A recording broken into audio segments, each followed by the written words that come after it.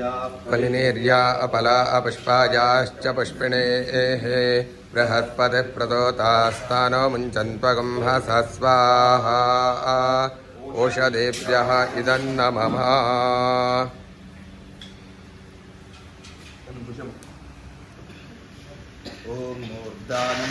हरतिं प्रतिव्या वैश्वानरमृताय जातमग्निं कविं सम्राजमतिरञ्जनानामासन्नापात्रं जनयं तदेवा स्वाहा ॐ सप्तते अग्ने समिदः सप्तजिह्वा सप्तर्षयः सप्तधामप्रियाणि सप्तहोत्रा सप्तदात्वा यजन्ति सप्तयोनीरा प्रणस्वाकृतेन स्वाहा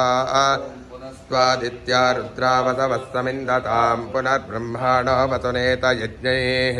घृतेन त्वं तनुवर्धयस्व सत्याः सन्तु यजमानस्य कामाः स्वाहा यज्ञपतिं गच्छस्व योनिं गच्छस्व हेषते यज्ञो यज्ञपते सहसोक्तवाकस्सुवेर स्वाहा